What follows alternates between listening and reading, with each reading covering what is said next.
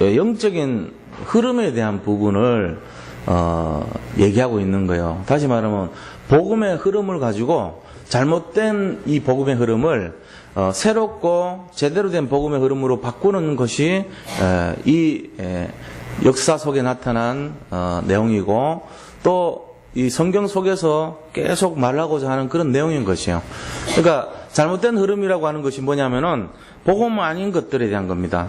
우리가 지금 살아오면서도 세상 것들로 가득 차고 또 육신적인 기준으로 가득 찬 모든 것들이 우리의 이 마음속에 각인되어 있거든요. 근데 이 각인된 거를 정말로 복음으로, 그 다음에 새로운 이 하나님의 말씀으로 채우는 것이, 그것이 신앙생활이라고 보면 돼요. 그래서 하나님의 말씀과 내가 각인된 것과의 이 싸움입니다, 사실은. 세상과 환경에서는 계속 잘못된 거 심어주거든요. 그래서 흑암의 역사는 우리 속에 잘못된 각인으로 자꾸 남아있죠. 그래가지고 세상적인 기준은 전부 뭡니까? 군주론 뭐 이런 거, 한비자 이런 거, 삼국지 이런 거. 그러니까 전부 남을 죽이고 남을 짓밟아야지만 승리한다는 그런 원리를 가르치고 있어요. 그 잘못된 각인이거든요. 근데 복음의 각인은 그것이 아니에요. 복음의 각인은 다른 사람을 살리라는 거예요. 차라리 자기를 죽이고 남을 살리라는 것이 제대로 된 올바른 각인이거든요. 그 제일 첫 번째 모습이 그리스도입니다. 예수님께서 이 땅에 오셔가지고 십자가에서 그런 일을 하신 거예요. 제대로 된 이 모습으로 다른 사람을 살리러 오신 거예요. 그래서 사람들이 물었죠. 무엇이 중요한 말씀이 중요한 것이 어떤 것이냐 물으니까 예수님께서 딱 십계명을 두 개로 나눕니다. 그래서 하나님을 사랑하고 내 이웃을 내 몸과 같이 사랑하라. 이것이 가장 큰 계명이다. 이렇게 말합니다. 그러니까 우리가 이 내용을 딱 보면은 결국은 사람 살리는 거예요. 하나님 사랑하고 세상 살리는 거. 이게 궁극적으로는 성경에서 말하는 것이고 이 모든 역사 속에서 올바른 각인에 대한 내용들입니다. 그러면 결국은 이것이 뭘로 성취되냐면은 언약 속에서 성취돼요. 그 말씀을 따른다는 것은 결국은 복음 중심, 그리스도 중심이라는 내용이죠. 그래서 말씀을 따르는 믿음을 했는데 베드로가요, 자기가 자기 전문성을 갖고 있지만 그 고기를 잡는 데 있어 가지고 밤새도록 한 마리를 못 잡았습니다.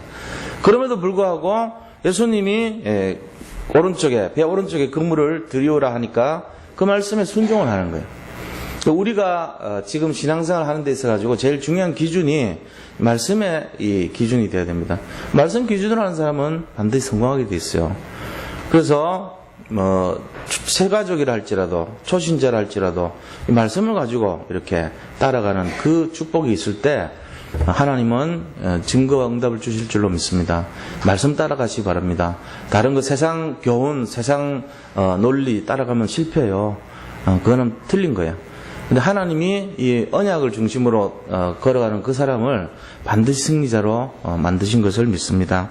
자, 그래서 말씀에 의지해서 그물을 내렸다 이렇게 고백하고 그물을 내리니까 2배가 가라앉을 정도로 많은 고기를 잡았죠. 고기가 아주 너무 많아서 다른 이웃에 있는 어부를 불러가지고 그 배도 채웠는데도 2개가 다 가라앉을 정도로 응답을 받은 거예요. 여기서 베드로가 이제 깨달았죠. 내가 저분을 그리스도라는 것을 몰랐구나. 저분이 정말 인생의 해답인 걸 몰랐구나. 정답인 것을 내가 몰랐구나. 내가 저분을 의심했구나. 이런 마음이 들 때 그는 무릎을 꿇었습니다. 그래서 선생님이여 나를 용서해달라고, 이 죄인을 용서해달라고 그럽니다.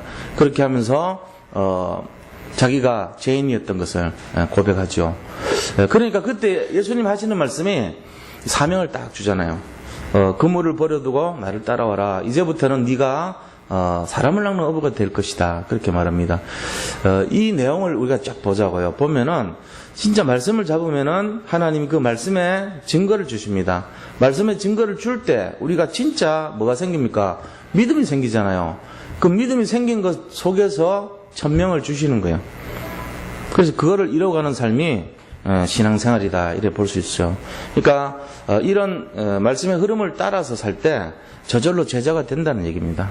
그래서 우리에게 8가지 미션을 주셨는데 이 미션에 대한 거를 쭉 우리가 받아서 정말 인도를 잘 받아야 될 줄로 믿어요. 이번에도 노예에서 우리가 모여가지고 이제 앞으로 그런 걸 좀 하기로 했어요. 뭐 저야 뭐 이렇게 크게 증거가 있는 것도 아니고 이제 시작 단계인데 저희가 노예 목사님 우리 노예가 한 30개 정도 돼요. 노예가 26개 정도였는데 한 서너 분이 갑자기 이렇게 들어왔어요. 새로.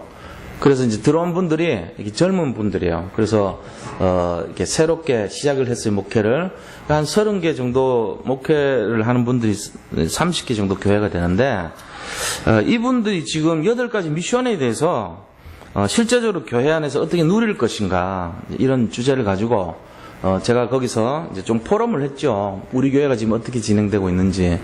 실제적으로 우리가 하던 거를 그냥 말씀드린 거예요. 뭐 이렇게 대단하게 할 것도 아니고 또 실제적인 내용이 돼야 되기 때문에.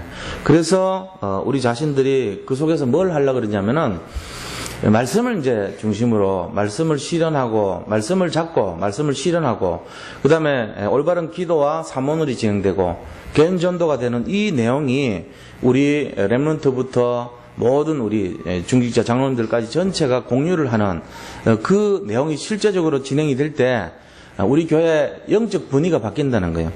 여기에 분명히요 흑암이 역사합니다. 교회 흑암이 어떻게 역사합니까? 그러나 우리 심령 속의 흑암이 역사해요. 우리는 다 끝났어요. 이미 다 이뤘다 그래서 완전히 끝났는데도 불구하고 우리 마음속에 뭐가 있냐면은 흑암이 역사한다니까요. 그래가지고 불신앙하는 거예요. 자꾸만 불신앙하고 불순종하고 그럼 결국은 어떻게 됩니까? 자기 손해죠 뭐. 근데 이제 그런 어려움들을 잘 모르기 때문에 이 어려움 속에서 이제 계속 방황하는 거예요.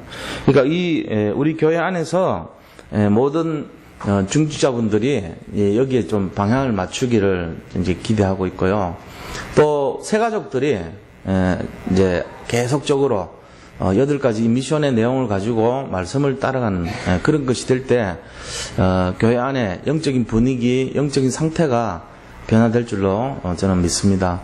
그리고 이제 중요한 것이 렘넌트잖아요. 그 렘넌트들한테도 이게 이제 각인이 돼야 돼요. 그래서 잘못된 각인이 들어있는 그 아이들을 예배를 잘 이렇게 가르쳐주고 또 말씀의 인도를 받도록 그렇게 하고 기도하는 생활이 되게 하고 그러면서 그 아이들 속에 복음이 각인될 수 있도록 우리가 이거를 이제 인도를 해야 되거든요. 그러려면은 이 아이들을 실제적으로 담당하고 있는 교사분들이 너무 중요해요. 그래서 교사들을 우리가 이제 한 달에 한 번씩 모여서 교사 학교, 교사 대학이라 할 수도 있고 교사 학교를 열어가지고 뭐 하냐면은 8가지 미션을 중심으로 어떻게 하면 아이들한테 우리 렘넌트들한테 청년들한테 이거를 심어줄 수 있는가를 그런 걸 이렇게 자유롭게 얘기를 하는 그런 이제 시간을 가집니다. 그래서 모든 교사님들이 다 모여서 어떻게 인도를 받아야 될 것인가에 대한 내용들을 하고 있고요. 그리고 또 하나는 이제 중요한 것이 부모님들이 중요해요. 부모님들은 어떻게 이 미션을 감당할 것인가. 이 8가지 내용이 우리 자녀들한테 연결이 돼 있고 우리 자신들한테 연결되는데 그럼 부모가 가정에서 아이들을 어떻게 양육할 것이고 가정에서 예배를 어떻게 각인을 시킬 것이고 언어는 어떻게 할 것이고 우리 자신들의 내면의 치유는 어떻게 할 것인가. 이런 부분들을 우리가 지금 인도받기 위해서 부모 학교를 이제 또 시작을 해요. 그래서 한 토요일 3주, 주일 3주에서 6주 동안 하는 거예요. 그래서 이런 내용들이 우리 교회에 지금 진행되고 있는 내용들이에요. 그래서 장로님들, 안수집사님들, 그 다음에 권사님들은 주일 날 1시 반에서 2시 반 사이에, 1시부터 2시까지죠. 1시에서 2시까지 사이에, 우리 목양실 와서 오셔가지고, 1시 반부터입니다. 그렇게 해서 1시간 동안 이렇게 포럼하는 거예요. 거기서 메시지 듣는 게 아니고 메시지는 제가 다 나눠드렸어요. 그거 보고 오시고 일주일 동안 이 강단의 말씀을 가지고 8가지 분야를 제가 이렇게 서로 이제 나누는 거죠. 장로님 이번 주간에 말씀의 흐름을 어떻게 잡으셨습니까? 여쭤보는 거예요. 이제 누구한테 그게 갈지는 모르지만 그렇게 하는 거예요. 또 다른 분은 이번 주간에 기도 제목을 어떻게 잡으셨습니까? 이런 식으로. 그래서 8분이 자꾸 이 8주 동안 이거를 자꾸 하는 거예요. 생활 속에. 그러면은 본인도 모르게 8가지 미션이 체질화 되겠죠. 2달 동안. 장로님들이 뭐 그거야 당연히 하실 수 있죠. 그 다음에 이제 새가족분들, 그 중직자는 그런 식으로 이제 몇 년 동안 계속 그렇게 하는 거예요. 저하고 같이. 그렇게 하고 새가족들은 일찍 10시에 와가지고 태가족뿐만 아니에요. 기초가 내가 좀 듣고 싶다 이런 분들은 누구든지 와서서 계속 들으면 돼요. 새신자반 끝나고 나서 그 다음에 이 목양실에서 저하고 10시에서 11시까지 1시간 동안 이거를 8가지 미션이 숨어있는 메시지를 제가 한단 말이에요, 사실은. 그렇게 해서 기초를 쫙 확립시켜주는 쪽으로. 그걸 들으셔야지만이 뭔가가 우리 속에서 나름대로 인도를 받을 거 아닙니까? 그래서 저는 우리 모든 게 이게 혈관으로 생각해요. 혈관이 막히면요 병이 생기거든요. 막힌 게 있으면 안 돼요. 그래서 말씀으로부터 시작해가지고 제자가 되는 그 시간표까지 8가지 미션이요. 저 머리에서 발끝까지, 저 가슴에서 손끝까지, 그 다음에 모든 혈관까지 전부 구석구석 다 들어가야 돼요. 그러면은 교회 살아나고 개인 살아나요. 그럼 그걸 어떻게 할 것인가 하는 부분인데 제일 중요한 거는 성령이죠. 성령께서 하시면 되지만 실제로 우리가요. 여기에 방향을 잡고 이렇게 할 때 우리가 영적인 상태가 바뀌고 영적 분위기가 바뀔 때 진짜가 되는 거예요. 그게 안 되고 우리가 맨날 그 들었던 거 이렇게 익숙해가지고 하는 그런 습관적인 내용이 돼버리면은 또 역사 안 일어납니다. 그런 게 아니에요. 그러니까 자기 인생의 모든 해답을 여기서 찾으셔야 돼요. 지금 세상이 얼마나 어렵습니까? 성공하기 쉽지 않습니다, 사실은. 뭘 하더라도 굉장히 가면 또 막혀있고, 여러 가지 기대하고, 막 여러 가지 계획을 세웠지만은 뚜껑 열어보면은, 아무것도 아니고, 호랑이인 줄 알았는데 열어보면 고양이가 앉아있고, 이런 식이에요. 막 사자인 줄 알고 열어보면요, 강아지 새끼가 앉아있고, 이런 식 되는 거예요, 세상은.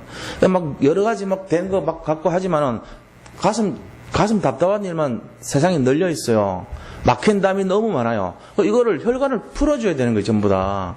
그러려면은 저 위에 우리 중직자분들부터 시작해서 제일 먼저는 이제 우리 장로님들, 사실 요번에는 이제 개혁이거든요. 그래서 유광수 목사님도 계속 개혁하라, 갱신하라, 그 다음에 혁신하라, 이런 예언을 계속 얘기하는데, 우리가 그거를 잘못하면 뭐 크게 잘못한 것 같지만 그게 아니에요. 다 잘하고 계세요. 다 모든 분들이, 사모님들도 잘하고 다 잘하시는데, 요거를 딱 이렇게 집중하자는 거예요. 집중해서 우리가 여기에 도전을 하자는 거예요. 그 집중과 도전, 이게 이제 요번에 우리가 하고자 하는 내용들입니다. 다른 게 없어요. 지금까지 했던 내용들입니다. 그래서 제가 그걸 얘기했어요. 이번 모여가지고, 우리 노예에서 사모님들하고, 목사님들하고, 부교육자들하고 다 모인 자리에서, 그분들에게 말씀하신 게, 우리 교회는 지금 이렇게 하고 있다. 8가지 미션, 1시 반에서 2시 반까지 중직자들 모여가지고, 그렇게 하시고, 그 다음에 제가 무작위로 이렇게 해서 다음 주부터 계속 그렇게 이제 인도를 받을 것이고, 지금 이제 준비하고 있고, 그 다음에 10시에는 새 가족들 모여가지고 누구든지 오시라 그랬다. 그렇게 해서 8가지 미션을 제가 계속 풀어서 할 것이다. 그럼 기존 신자 중에도 듣고 싶은 분들 오라 그랬어요. 그렇게 한다고. 그 다음에 우리, 랩런트는 그럼 어떻게 하냐. 랩런트들은 지금 RUTC를 통해가지고 8가지 미션으로 유 목사님이 그렇게 좀 바꿔가시니까 난 감사하더라고요. 그런 분위기로 가면 돼요. 아이들한테 예배를 가르치고, 기도를 가르치고, 전도를 가르치고, 이거 하면 되거든요. 그게 8가지 미션의 시작이란 말이에요. 그래서, 분주하고 이런 것이 아니라 정말 규모를 갖춘 아이들로 세워주고, 그러면서 우리 유치부, 유초등부 아이들이 랩런트가 진짜 서밋으로 자라로 가고, 그 다음에 또, 진행되는 중에 내용이 뭐냐면은, 우리 이 교사들은 그럼 어떻게 하냐. 교사 모임을 합니다. 여기서 한 주간. 각각, 중고등부는 중고등부대로, 또, 청년부는 청년부대로, 뭐 청년부는 교사가 없더라도, 태영하면 태영부대로, 각 부서별로 교사 모임을 해서 거기서 다 협의를 해요. 그럼 그 다음 주는 뭐하고 뭐냐. 거기 있는 교육자분들하고 저하고 미팅을 해요. 우리 국장님하고 다 모여서 그 다음 주 합니다. 협의를. 그 다음 주는 뭐냐. 교사 전체가 모입니다. 그래서 제가 여기 주관해서 점심시간에 1시에서 2시까지 전체를 협의를 해요. 거기서 확정이 되면 그 다음 주는 어떻게 하냐. 각 부서로 가서 다시 협의를 해요. 그거를 다시 개선하는 협의를 해요. 그러면서 자기들이 갱신하고 도전하는 거예요. 그럼 그 다음 주는 또 교육자들이 모여서 그거를 마무리를 또 해요.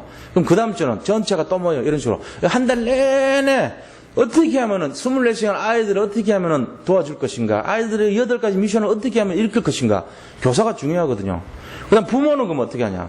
부모들에게는 강단이 있잖아요. 여기 강단도 있지만 부모 힐링 스쿨을 요번에 이제 개설을 해서 6주 동안 계속 받습니다. 그래서 이제 바로 8월 달에 시작해요. 7월, 8월에. 그렇게 해가지고 이제 그런 걸 계속 돌리는 걸로. 부모님들을 자꾸 해서 예배가 중요하고 치유를 느끼고 이렇게 하면서 이게 지금 제가 한 5가지 내용이에요. 여기서 또 보충을 해야 되겠죠. 그렇게 해서 이래가지고 변화가 안 된다 그러면은 우리가 또 다른 인도를 받아야 되겠지만 중요한 거는 뭐냐면은 방법이 아니고 정말로 이번에는 더 이상 내용이 없다. 이걸로 정말로 결정을 해서 가야 되겠다. 믿음이고 결단이고 도전이라는 것입니다. 그래서 그런 내용들이 진행돼야 돼요. 오늘도 마찬가지예요. 오늘 메시지가 뭡니까? 말씀의 실현. 언약의 실현이란 말이에요. 또 뭐에 대한 내용이냐? 오늘 본문을 보자고요. 이 언약의 기도는요, 기적을 나타내요. 언약은 반드시 하나님 증거하십니다. 언약은요, 언약 잡은 기도는요, 반드시 성취됩니다. 이거를 말하고 있는 거예요. 근데 만약에 틀린 기도를 하잖아요. 약속이 없는 사람이 약속 없는 기도를 하면요, 어떻게 되는지 아세요? 흑암이 역사해버려요. 약속 없는 기도를 계속 하면 어떻게 되냐? 사실은요, 성공하지 못합니다. 성경은 계속 그걸 얘기하고 있어요. 잘못된 불건전 신비주의가 나오든지 아니면은 어떤 함탕주의 막 이런 걸로 빠져요.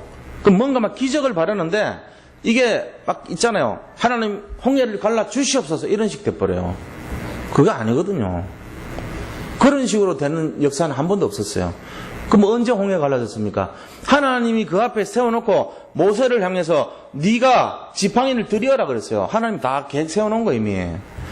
하나님이 우리의 말씀 잡고 말씀 실현하려는 중심과 진짜 올바른 기도 제목 잡은 그 중심을 보고 역사해 주는 거예요. 우리 영적 상태가 거의 결정적이 되는 거예요. 근데 영적 상태는 하나도 안 돼 있고 믿지도 않고 복음도 아닌데 틀린 기도 계속하고 앉아 있으면 결과는 어떻게 되냐면요, 응답이 안 오는 정도가 아니고 재앙이 와버려요. 이게 문제된다. 성경은 계속 그런 얘기합니다. 그래서 불건전 신비주의, 인본주의, 또 지식주의 이런 걸로 빠져버립니다. 하나도 안 맞아요. 그러니까 반드시 해야 될 게 뭐냐? 언약을 잡고 진실하게 올바르게 기도해야 돼요. 오늘 그 내용을 잘 살펴봐야 됩니다. 첫째입니다. 언약을 잡은 사람들은 반드시 승리했다는 것입니다. 이건 오늘 내용이에요. 자, 언약 잡은 사람들은 반드시 승리했어요. 우리가 창세기에서 볼 수 있는 인물들이 4명이 있는데 4명의 인물들을 볼 때 전부 다 실패자에서 성공자로 갔다는 특징이 있어요. 전부 다 그래요. 실패한 인생에서 성공한 인생이 됐어요. 근데 결정적으로 언제 그렇게 됐는가 이걸 알아야 되죠. 그게 이제 하나의 이 포인트잖아요. 인생 역전하는 어떤 이 중요한 전환점이 있어야 되거든요. 그 포인트를 잡지 못하면은 전부 틀린 거 하는 거예요. 그래서 아브라함 같은 경우는 언제 인생에 정말로 중요한 포인트가 왔냐 하는 거예요. 아브라함 인생에서. 아브라함이 가장 고민됐을 때가 언제겠어요?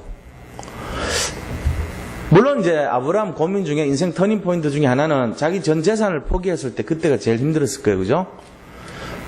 아브라함이 롯하고 둘이서 목자들이 막 싸움이 일어나니까 생각해 본 거예요. 왜 쟤하고 우리는 맨날 갈등이 일어나냐? 내가 제 삼촌이고 제가 조카인데 같이 이렇게 살아야 되는데 왜 어려움이 왔냐? 이것 때문에 깨닫고 언약의 방향을 내가 놓쳤구나 해가지고 네가 그럼 가져가라. 네가 원하는 대로 가면 난 나머지 하겠다. 이렇게 재산을 포기한 거예요. 재산 포기하는 각서를 쓰고 선택권을 아브라함이 롯에게 준 거 있죠. 롯에게. 그것이 아브라함 인생의 가장 큰 갈등이었을 수도 있어요. 근데 그거보다 더 큰 갈등이 있잖아요. 그게 뭐죠? 창세기 22장 1절에서 3절 사건이. 이게 가장 큰 갈등이에요. 전 재산보다도 더 큰 갈등이 자기가 25년 기다려가지고 난 이삭을 바치라는 그 내용이에요. 그거는요, 자기를 죽이라고 하는 게 낫죠. 애를 어떻게 죽입니까? 그게 더 큰 갈등인데, 아브라함의 모습을 보니까 하나님한테 대들지도 않고, 따지지도 않고, 묻지도 않고, 그대로 갔어요. 이게 중요한 거예요. 진짜로 언약을 딱 잡은 사람은요, 하나님 말씀에 100% 순종해버리지, 이거는 왜 이렇습니까? 이거는 안 됩니다. 이거를 안 된 이유, 이거를 해서는 안 되는 논리적인 이유. 번제는 분명히 하나님이, 소나, 양이나, 염소나, 그 다음에 비둘기나, 이런 거 바치라 그랬지, 왜 사람을 바치라 그럽니까? 이거 이상한 거 아닙니까? 따지지도 않았어요. 그리고 따져들 있잖아요. 따질 수 있잖아요. 근데 그렇게 안 하는 거예요. 그러면서 그대로 순종해가지고 새벽에 스펄전 목사님이 이 아브라함이 반대로 하나님께 불순종할 수 있는 이유 13가지 딱 말했어요. 그런 내용들을 보면은 구구절절히 맞는 내용이죠. 3일길 걸어가는데 노인네가 어떻게 가냐? 그 중간에 신경이 변화가 많았을 텐데. 그리고 부인한테 상의하면은 사라가 막았을 건데. 그럼 핑계 대면 되잖아요. 하나님 저는 하고 싶었는데 부인이 사라가 안 된다 그래서 할 수 없지 않습니까? 이러면서. 그러고는 여러 가지요. 이삭이 물었을 때도 야야 그 번제할 짐승을 하나님이 니를 바치라 그런다. 말만 하면 그 아이가 도망갈 건데 그런 얘기 안 하잖아요. 그리고 찌르려 그럴 때도요. 계속 눈치 보는 거 없이 그냥 찌르니까 하나님이 급해서 2번이나 불러서 맞게 하잖아요. 그리고 이 종들이 주인님 같이 오면은 말릴까봐 종들을 밑에 멈추게 하잖아요. 그러니까 아브라함이 핑계 댈 만한 거는 다 근본적으로 다 없어버린 거죠. 내가 약해지고 내 불신앙하는 모든 요소를 미리 다 끊어버린 거예요. 그게 자세죠. 우리가 이렇게 행동하면서도요, 예를 들면 그런 거 있잖아요. 우리가 이거는 뭐 적절한 예는 아닐 수도 있습니다. 근데 자기 헌금을 어디다가 굉장히 많이 이렇게 투자를 했어요. 현금을 갖고 있지 않아. 그리고 자기가 한 달 사는 돈이 굉장히 작아. 돈은 어디다가 다른 데 들어가 있어. 그러고 하나님 앞에 저는 돈이 없어요, 하나님. 지금 사는 게 너무 힘들어요. 막 이러고 헌금도 조금 내고 핑계는 여기 다 묻어놨기 때문에 이거를 하려면 힘들기 때문에 이럴 수 있잖아요. 이제 그런 식이란 말이에요. 예를 들면은 고르반이란 거 있잖아요. 고르반이 뭔지 아세요? 이제 아버지 어머님이 야 이거 맛있는 거 있는데 나 좀 먹으면 안 되냐 그러니까 자식이 아버지 이건 고르반입니다 이렇게 말하는 거예요. 핑계 댔다는 거예요. 그 고르반이 뭐냐? 하나님께 바쳐진 음식입니다. 하나님께 바쳐진 겁니다.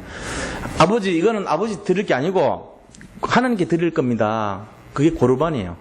그래놓고는 밤에 부인하고 같이 야 우리 먹자 하고 먹는 거예요. 불에 막심한 자식들이 그렇게 한다니까. 그런 식이죠. 거기서 자기 아버지는 하나님이시고 여기서 밥 먹고 숨어서 딴짓하는 그 자식들은요 하나님 자녀지만 하나님께 중심을 안 드리는 자녀죠. 이제 그런 식이 되는 거예요. 우리가 얼마나 그런 일을 할 수 있습니까? 핑계거리를 만들어 놓고 하나님 이래서 안 돼요 하고. 그 우리 모습일 수 있거든요. 근데 아브라함이 그렇게 안 하는 거예요. 그것도 가장 중요한 자식 바치라 그러는데 그대로 바쳐버려. 옛날에는 불순종하고 핑계대고 온갖 망설이고 다 했는데 이제는 그렇게 안 해요. 바로 순종해버립니다. 이게 이제 다르죠. 그 인생 전환점인 거예요, 이게. 두 번째는요, 이삭 마찬가지입니다. 이삭이 창세기 26장에서 뭘 깨달았습니까? 26장에서요, 그가 가는 곳마다 하나님이 방해할 때마다 그 발걸음을 인도해 주시는 거예요. 나중에는 셈의 근원을 얻게 하시고 르호봇의 축복을 주시잖아요. 그날 땅에서 굉장히 어려움 당했지만은 자기가 인본주의 쓰고 세상 방법 썼을 때 실패했어요. 아브라함이, 이삭이. 근데 이삭이요, 진짜 하나님 앞에 순종했을 때, 마음으로 딱 믿음을 가졌을 때, 한 해 농사를 지었는데 100년 먹을 거 났죠. 그 다음에 땅을 파는데 셈의 근원이 얻어졌죠. 그 다음에 사람들이 그거를 우물을 자꾸 메꿔서 가다가 나중에는 완전히 밑에서 어느 곳을 파도 물이 나오는 그런 르호봇이라고 하는 게 창대하다는 뜻이거든요. 광대한 막을 자 없는 그런 축복을 다 받아버린 거예요. 이거를 보면서 이 롯의 이삭의 마음속에 뭐가 생겼겠어요? 하나님 살아계신 거 맞구나. 절대적인 믿음이 생겼죠. 우리는 연약한 존재입니다. 우리가 의도하지는 않지만은 살다가 보면요 앞뒤 다 막힐 때가 있어요. 그럼 마음속에 어떡합니까? 불안하죠. 사방에 우겨쌈을 당하고 정말로 힘든 인생을 살고 불안하고 뭔가 답을 찾아야 될 때가 온다니까요. 반드시. 그럴 때 그것이 인생의 기회가 되는 거예요. 그럴 때 뭐 해야 됩니까? 하나님 앞에 진짜 무릎 꿇어야 돼요. 세상 사람도 아니고요. 어떤 내용도 아닙니다. 어떤 방식도 아닙니다. 방법도 아닙니다. 진짜 주님밖에 없어요. 우리가 그것을 가지고 오직이라 그러는 거예요. 그래서 어떻게 보면은 우리가 세상 살아가는데 한 번 정도는 주님 앞에 완전히 무릎 꿇고 그분을 진짜 전적으로 의뢰할 그런 시간표가 온다는 것입니다. 주님만 바라보셔야 돼요. 지금 우리 이 시대에 주는 메시지가 뭡니까? 하나님께서 우리에게 주는 메시지가 뭐죠? 세월호 사건이에요. 그 세월호 사건을 보면서 우리가 똑같은 일을 하고 있지 않는가? 그런 마음이 들 때가 있다니까요. 그럼 우리는 그런 일을 하고 있는가? 제대로 하고 있는가? 마찬가지예요. 모든 것이 그런 상황 속에 가고 있다니까요. 세상이 그래요. 그 속에서 우리가 그 어려움과 문제와 사건을 우리가 어떻게 처리할 것인가? 우리도 나름대로의 방향성을 가지고 하나님 앞에 서야 되는 것입니다. 복음 가진 내가 무엇이 정답인가? 진짜 어떻게 처리를 해야 될 것인가? 어떻게 행동해야 될 것인가? 어떻게 살아야 될 것인가? 여기에 대한 답이 있어야 돼요. 그 답이 뭐냐면은 말씀의 흐름을 따라가는 거예요. 말씀에 순종하는 삶이에요. 이게 지금 그런 내용이란 말이에요. 이 이삭이 그것을 잡았을 때 그대로 성취되고 최고응답의 주인공이 됐던 것입니다. 야곱도 마찬가지입니다. 창세기 32장 23절로 32절 사건이 뭡니까? 야곱 인생이 터닝포인트 된 제일 중요한 사건이에요. 이것이 바로 야복강 나루토 사건입니다. 야복강 나루토에서 모든 불안과 염려를 다 떨쳐버리고 오직 주님 잡고 기도했어요. 한도뼈가 어긋나서 위골되었는데도 불구하고 허리를 놓지 않고 오직 주님을 바라봤던 거예요. 그래서 거기 하나님 얼굴을 만나서 브니엘이라는 곳인데 그 하나님 얼굴을 봤으면서도 죽이지 않아요, 하나님이. 보통은 죽도록 되는 게 법이거든요. 그런데 하나님을 만났지만은 살아버렸어요. 그만큼 하나님이 인정해 준 거예요. 네 믿음대로 내가 너를 도와주겠다는 거예요. 그래서 이름을 바꿨어요. 야곱이 아니고 이스라엘로. 그게 나라 이름이 되었죠, 지금. 그런데 원래는 이스라엘이라는 뜻은 이쉬 하면은 남자라는 뜻이에요. 장정 이런 말이에요. 그 다음에 스라 하면은요, 씨름하다는 뜻이에요. 엘 하면 하나님이에요. 하나님하고 같이 겨루어가지고 씨름한 남자 이 말이거든요. 그게 이스라엘이에요. 그 지금 이스라엘 하잖아, 우리가. 그 뜻을 알아야 돼요. 그게 뭐냐? 오직 진퇴양난의 상황에서 내가 희망이라고는 아무것도 없고 내일 죽을지도 모르고 문제 사건 속에서 정말 어떻게 해야 될지 모르는 그 상황에서 하나님을 만났단 말이에요. 그 하나님을 만나가지고 허리를 놓지 않고 정말로 오직의 믿음으로 주님 바라본 사건, 그게 이스라엘의 뜻이에요. 그래서 이 뜻을 아는 이스라엘 민족이 지금도 주님 바라보고 하나님 바라보고 있잖아요. 그런 민족이 됐다는 것입니다. 우리도 마찬가지입니다. 이게 바로 이 야곱의 인생 전환점의 사건이에요. 요셉은 어떻습니까? 요셉도 마찬가지죠. 임마누엘을 축복을 누리면서 역시 어릴 때 잡은 그 언약을 놓치지 않았어요. 창세기 37장 1절에서 11절에 날마다 그 해와 달이 둘러서서 해와 달과 11별이 나에게 절을 하고 볏집들이 절하더이다 하는 그 언약을 잡고 계속 이 언약의 여정 속에서 승리했던 거예요. 그러니까 하나님은 우리에게 약속을 주셨는데 그 약속을 잡고 그것을 변질되지 않고 계속 바라보고 가는 사람을 축복해 주신다는 것입니다. 근데 끝까지 내 고집대로 내 생각대로 살면은 그런 것이 없어요. 제가 강단에서 목회자가 이제 돼서 예를 들어 여기서 어떤 기준으로 말씀드려야 됩니까? 여러 가지 기준이 있어요. 사람들의 길을 즐겁게 하는 기준이 있을 수 있죠. 우리 성도님들의 길을 즐겁게 하는 기준이 있을 수 있어요, 목회가. 그 다음에 하나님의 뜻을 나타내는 그런 기준이 될 수도 있어요. 그 다음에 세 번째는 뭡니까? 내 동기 목적을 채우는 기준이 될 수 있어요. 이 세 가지 사이에서 말씀이 선포될 가능성이 많아요. 잘 보셔야 돼요. 제가 만약에 저의 동기와 저의 이 욕심과 저의 어떤 미래를 채우기 위한 메시지가 자꾸 나오면 그거는 인본주의라는 겁니다. 그게 바로. 하나님 여기서 하겠어요, 안 하겠어요? 사람들이 착해가지고 성도님들 계획이 순하고 착합니다. 그래서 막 들어줘요. 결국은요, 안 되게 돼 있습니다. 성도들은 시험 들게 돼 있어요. 잘 알아야 돼요, 그거. 목회자가 돼가지고 자기 욕심 채우는 메시지 할 수 있거든요. 막 헌신을 강조하고 뭔가 이렇게 막 충성하라 그러고 그걸 할 수 있잖아요. 그 다음에 성도들의 길을 즐겁게 하는 메시지가 뭐냐면요, 전부 다 힘을 주는 것 같지만요, 기복신앙의 메시지를 줄 수 있어요. 무조건 승리한다 그러고 무조건 된다 그러고 잘하고 있다 그러고 칭찬해주고 맞지요. 근데 그게 복음적인 것이 아니고 정말로 진짜 복음의 기준이 아니고 사람의 길을 즐겁게 하는 기준으로 한다면 성령 역사하겠습니까? 안 한다고 봅니다, 저는. 거기에 즐거워서 여기 모인다면 그분은 어린아이 같은 신앙을 갖고 있을 거예요. 언젠가는 어려움 당합니다. 자기 스스로 그걸 헤쳐나가는 방법 다 잃어버려요. 무조건 된다고만 생각하는데 안 돼요, 사실은. 그러면 어떻게 해야 되겠어요? 제가 진짜 목회자고 정말로 미래를 가르쳐주고 예언자고 예견자고 선견자고 이 프라핏이라는 게 미리 앞을 내다보고 앞을 설명해주고 이런 사람이 프라핏이야. 그게 바로 선지자고 목회자는 것입니다. 그럼 제가 진짜로 그걸 한다면 뭐 해야 되겠어요? 말씀의 기준이 돼야 돼요. 말씀의 뜻을 선포해줘야 되죠. 말씀이 성취될 수 있도록 실현될 수 있도록 방향을 가르쳐줘야 되죠. 그게 기준이 돼야 되는 것입니다. 그때 성령이 역사하겠어요, 안 하겠어요? 하나님의 뜻이 선포된다면 역사하겠죠. 저는 그런 기준을 갖고 여기 서고 싶어요, 사실은. 저도 아니고 성도님들도 아닙니다. 여기에 기준은 뭐가 돼야 됩니까? 말씀이 돼야 됩니다. 여기에 기준은 복음이 돼야 됩니다. 여기에 기준은 그리스도가 돼야 될 줄로 믿습니다. 이거란 말이에요, 바로. 세상도 아니고 육신도 아니고 우리 자신도 되면 안 된다는 것입니다. 그거를 잘 잡으셔야 돼요. 그래야지 성공하는 거예요. 그래서 제가 이렇게 하는 말씀이 아니라 하나님의 말씀을 대언하는 자리가 돼야 되죠. 그렇죠? 그래서 이런 약속을 잡았던 사람들은 다 성공했다. 이게 하나님 뜻이에요. 여기서 나는 그럼 지금 성공하고 있냐? 내가 왜 실패하냐? 이게 답이 나와야 돼요. 내가 약속을 진짜 안 잡구나. 약속을 참고하고 있지 않은가 내가. 내 인생에 이 진짜 말씀을 잡고 내가 도전해 본 적이 한 번이라도 있나? 내가 왜 이런가? 이런 거 생각해 보셔야 돼요. 그래야지 답이 나오죠. 그래야지 실현이 되죠. 도전이 되죠. 경신이 되죠. 안 그렇습니까? 그때 답이 나온 게 진짜란 말이에요. 아브라함이 그거를 깨달았어요. 그래서 그는 뭐 했습니까? 경신했던 거예요. 물질도 내려놨다. 아들도 내려놨다. 다 내려놔 버렸어.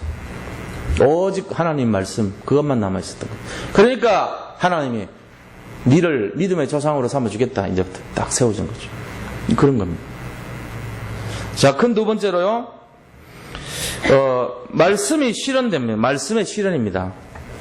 말씀이 실현은 어떻게 보죠? 야곱이 초청받습니다. 야곱이 초청받는 사건이 일어났습니다. 이게 말씀 실현된 증거거든요. 창세기 15장 9절에서 13절 보면요.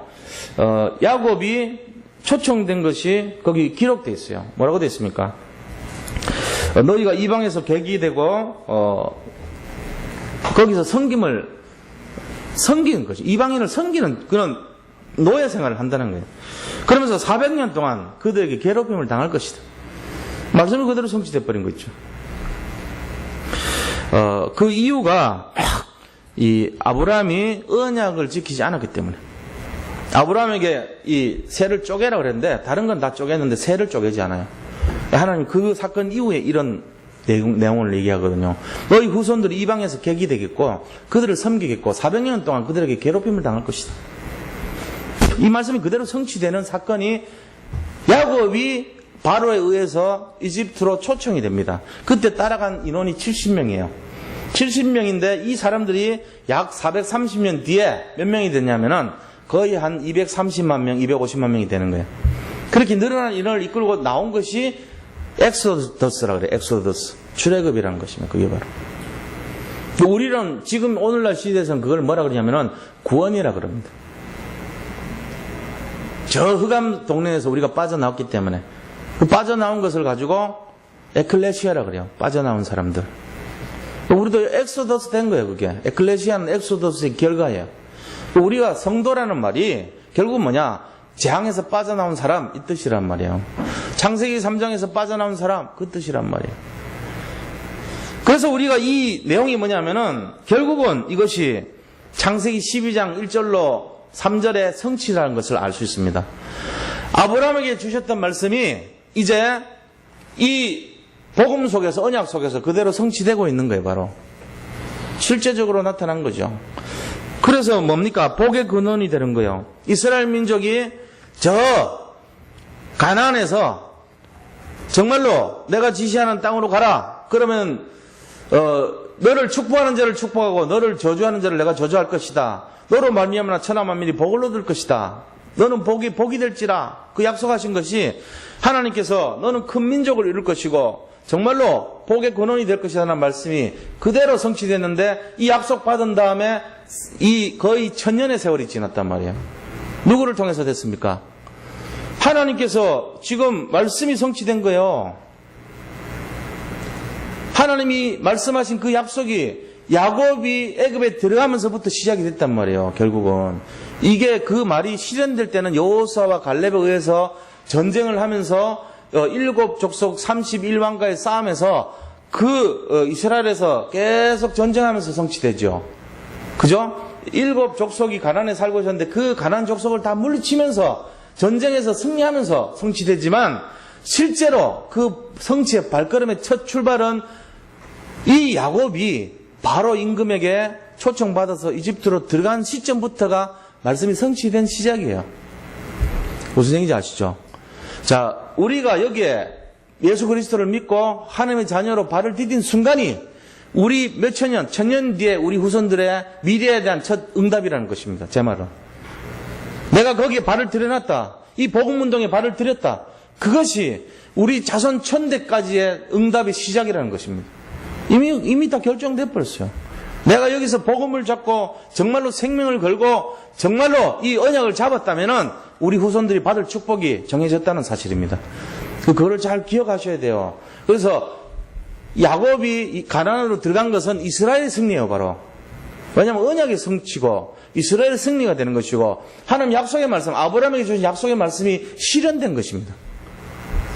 그 말씀의 실현이라는 것은 우리가 바로 눈앞에 보이는 그런 실현이 아니고 몇 대를 거쳐서 나타날 수도 있어요. 실제로 그렇다는 거 아닙니까? 세계복음화 지금 당대 바로 일어날 수도 있어요. 그런데 우리가 이렇게 막 세계복음화를 외치고 여기 작은 교회에서부터 큰 교회까지 다 방향을 정하고 8가지 미션을 가지고 계속 현장을 정복하고 나갈 때 하나님은 언젠가 하나님의 시간표에 맞춰서 세계복음화를 성취하실 것을 확신합니다. 그것이거든요.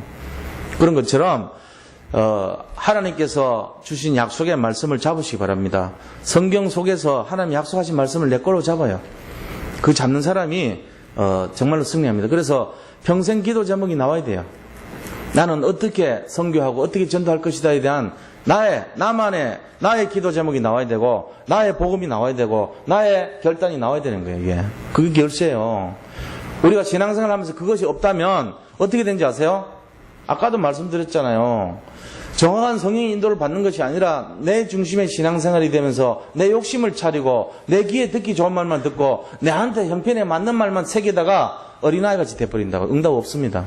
죄송하지만.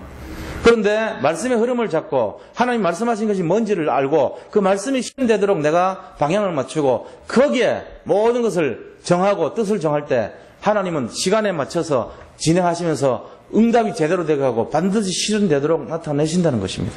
이게 말씀의 실현이에요. 교회사가 그것을 말했고 성경 전체가 말한 것이 그거였다는 것입니다. 다윗이 네가 앞으로 장차 왕이 될 것이다 이 언약 잡고 계속 인도받았을 때 드디어 왕이 돼버려요. 만약에 여기 계신 우리 언약 잡은 분들이 이 시대를 살리는 정말 시대 살릴 주인공이고 정말로 홀리메슨이 분명하고 정말로 렘넌트 살릴 렘넌트 미니스트리의 미셔널이고 정말 이 시대를 살리는 비밀교사대가 맞다면 어떻게 하실 거예요? 그거 진짜 맞는데 이제 그거 시작이 됐어요. 이 언약이니까 그렇게 될 걸 우리가 주셨단 말이에요. 이 사명을 가지고 땅끝까지 증인이 되리라 이 말씀 잡았어요. 사도행전 1장 8절이 그거잖아요. 비밀교사대, 그 다음에 렘넌트 미니스트리, 그 다음에 홀리메슨 3가지잖아요. 이게 사도행전 1장 8절의 언약 아닙니까? 마태복음 28장 18절로 20절의 약속 아닙니까? 이게 바로. 그렇다면 우리가 그 언약을 잡고 내가 평생 여기 방향 맞추겠다 한다면은 어떻게 살 거예요? 이거 어떻게 실현할 거예요? 이제 이게 나와야 되거든요. 성경 속에는 이게 계속 실현되고 있단 말이에요. 그래서 하나님이 전 세계를 살리는 증거를 시작했습니다. 이 바로의 초청, 바로 야곱의 초청이라는 사건이 전 세계에 복음이 증거되는 시작이라는 거예요. 알고 보면 야곱이 초청될 때 벌써 뭐가 예비되어 있죠? 10가지 기적 예비되어 있었어요. 10가지 기적이 뭔데요? 이스라엘에 출애굽하려고 갔더니 안 보내주는 거 있죠. 바로 왕이. 그러니까 모세가 이 야곱의 몇 대 후손 아닙니까? 모세는 굉장히 몇 대 후손인 모세가 벌써 약속이 실현되어 있다니까요. 나일강을 피로 바꾸고 그 다음에 개구리가 막 그렇게 그들이 섬기는 개구리가 막 들끓어서 피해를 주고 그 다음에 이가 벌벅을 피해를 주고 그 다음에 파리가 막 재앙으로 임하고 그들의 신들이에요 다들. 그 다음에 이 섬기던 동물들 몸에 막 종기가 막 나고, 그 다음에 악질이 나고, 독종이 나고, 메뚜기 와가지고 농사를 신으로 섬겼거든요. 농사 신이에요. 그 농작물을 신으로 섬겼어요, 이스라엘에. 그거를 우박으로 다 쳐버리고, 그거를 또 메뚜기 와서 다 완전 막 먹어버리고. 그러고는 9번째 재앙이 뭐냐면은, 이 태양을 섬기니까 그거를 가려서 어둡게 만들어버려요. 10번째 재앙은요, 바로를 신으로 섬겼어요. 그러니까 그 신의 아들들을 다 죽여버리죠. 첫째 아들을. 장자의 재앙까지. 이 10가지 재앙이 미리 예비되어 있었다니까. 그러면서 홍해가 갈라지는 기적 예비되어 있고요. 이 만나와 메추라기 먹는 기적이 예비되어 있었어요. 이미. 바로 야곱이 이스라엘에 들어간 때부터 약속되어 있었던 거예요. 실현이 다 된 거예요. 성막을 주시는 것이 이미 예비되어 있는 거예요. 다. 자, 그럼 우리 인생에는, 우리 가정에는, 우리 가문에는요, 예비된 축복이 쫙 있어요, 지금. 우리는 모르죠. 야곱이 가나안에 들어갔을 때, 가나안에서 다시 저 애굽, 바로 있는 애굽 땅에 들어갔을 때 후손들이 어떻게 될지 어떻게 알았어요? 모르죠. 그런데 단 한 개 알았던 거는 하나님이 하실 수 있다. 이건 알고 있었던 거예요. 말씀은 반드시 실현된다. 이거 알 수 있었던 거예요. 그래가지고 그대로 실현된 거예요. 지금 눈앞에 보이는 문제는 아무것도 아니에요, 사실. 그걸 문제로 보는 수준 되면 안 돼요. 그거는 지나가는 것입니다. 그런데 중요한 거는 말씀이 실현된다는 거예요. 내가 말씀을 잡고 있냐 안 잡고 있냐는 거예요. 그리고 내가 그 언약 속에 들어와 있냐 놓치고 살고 있냐는 겁니다.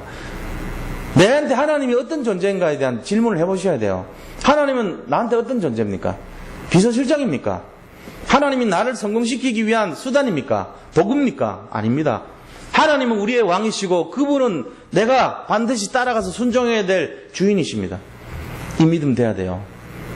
그럴 때 우리가 발길 들여놓으면 이미요, 축복이 내 후손의 후손들이 어떻게 살아가고 성공하고 승리할 게 쫙 다 돼 있어요, 이게. 이걸 볼 수 있어야 돼요. 그래서 예수 믿는 것이 항상 즐거워야 돼요. 예수님 믿고 예배 드리는 것이 정말로 기뻐야 되는 거예요. 지금 현실의 문제, 이거 복잡한 거, 이거 안 되는 거, 꼬인 거, 이건 아무것도 아니에요. 내가 예수님을 믿고 있다는 것이 중요한 거예요. 그 말씀을 잡고 있다는 것이 중요한 거예요. 그러면 감옥에 가도 상관없고, 이 정말로 멸망길로 가도 그럴 리가 없죠. 그런데 순교를 해도 상관없고 어떤 일을 당해도 상관없다는 거예요. 내가 진짜로 말씀을 잡고 말씀의 실현 속에 들어와 있냐 안 들어와 있냐, 그게 기준이 돼야 됩니다. 그럼 되게 돼 있다는 겁니다. 그래서 출애굽의 역사가 일어나고 약속이 결국은 성취됐다는 것입니다. 야곱의 발걸음을 통해서 이미 다 나타나는 거예요. 자, 큰 세 번째입니다. 그러면 우리가 이걸 통해 볼 수 있는 것이 뭐냐? 뭘 봐야 됩니까? 말씀을 실현하는 믿음이 있어야 돼요. 말씀 실현에 대한 확신, 이거 있어야 돼요. 말씀은 반드시 성취됩니다. 거기에 대한 확신이 있어야 돼요. 그러면 이거에 대한 확신은 어떻게 나타나죠? 말씀 실현팀, 말씀 실현하는 팀이 나와야죠. 말씀 실현팀이 나오면은 강단 메시지가 선포되면 바로 그거를 막 실천하고 그거를 막 응답받고 나타내고 이런 말입니까?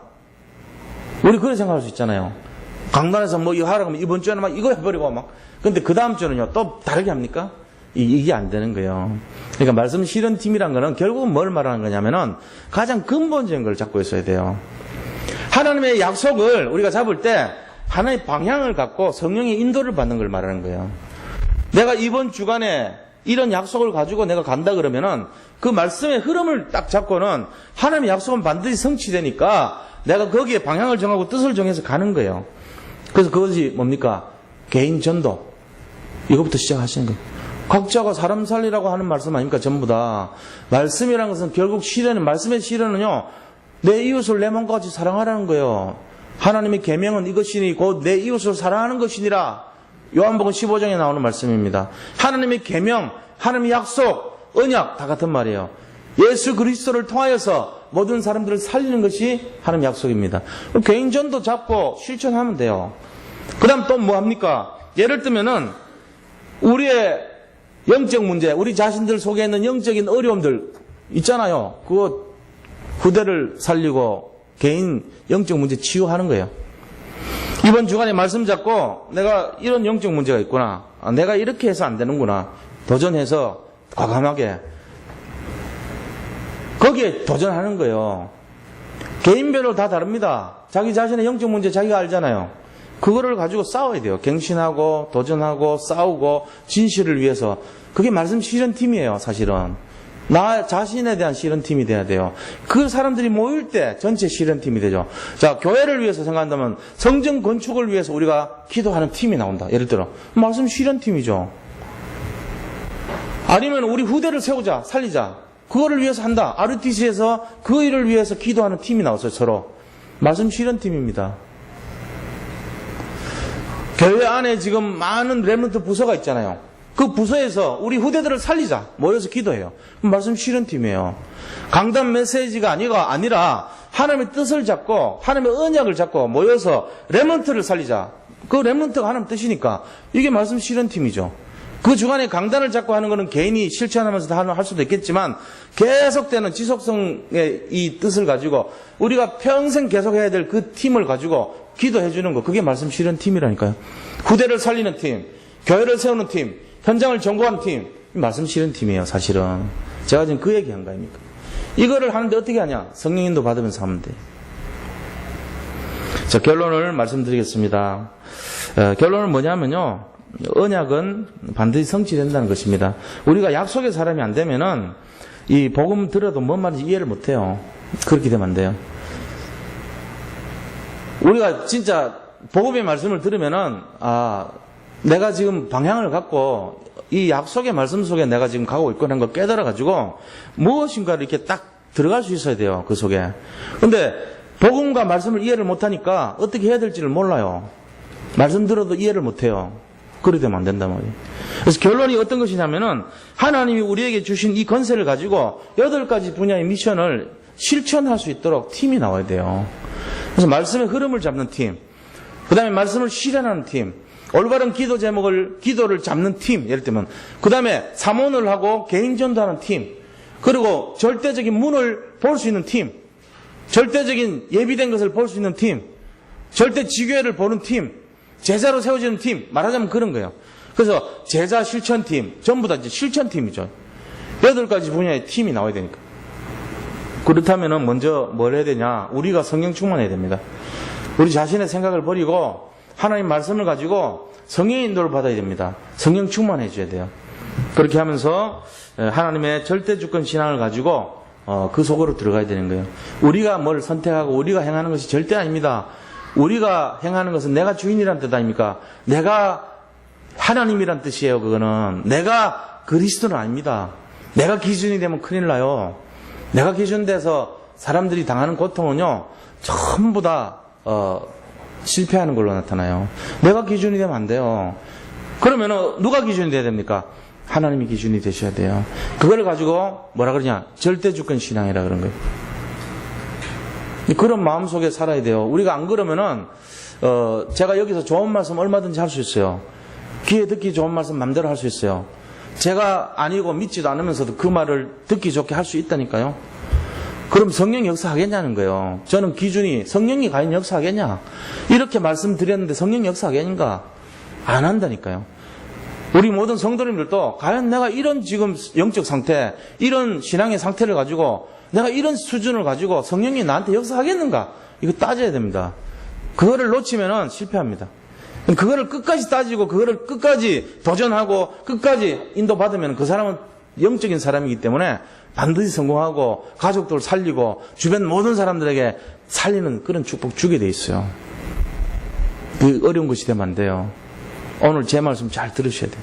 오늘 주제가 뭐죠? 언약의 실현입니다. 말씀의 실현이에요. 말씀은 성경 속에서 계속 실현시키고 있어요. 근데 누구를 통해서? 언약을 잡은 사람을 통해서. 성령 충만한 사람을 통해서. 이 언약을 의심하지 않는 사람을 통해서. 언약의 진실을 거는 생명 건 사람을 통해서 성취됐다는 사실입니다. 우리 모든 성도님들이 다 그런 분들이 되시기를 축원드립니다. 오늘 이 밤에 우리 같이 한번 기도합니다. 지금 현실 보지 마세요. 지금 사건 보지 마세요. 옛날에도 어렵고 지금도 어렵고 앞으로도 어려워요. 우리의 후손들도 똑같은 문제 속에 똑같은 고민할 겁니다. 그런데 말씀을 바라봐야 돼요. 말씀은 실현됩니다. 거기서 힘을 얻으셔야 됩니다. 자, 같이 한번 기도하겠습니다. 주여 감사합니다. 우리 모든 성도님들이 이 말씀을 잡고 말씀의 흐름 속에 힘을 얻게 하시고 말씀을 실현하는 정말로 성령 충만한 인생이 되게 하여 주옵소서. 그래서 성령의 세밀한 인도를 받아서 정말로 시대를 살리고 현장을 살리고 아버지 교회를 세우는 그러한 삼제자의 축복을 누리게 하여 주시옵소서. 아버지 하나님께서 오늘 이 밤에도 우리의 기도를 들으시고 올바른 기도 제목 속에 그대로 응답하여 주실 것을 믿습니다. 주님 함께 하시고 응답하시고 인도하여 주옵소서. 모든 것을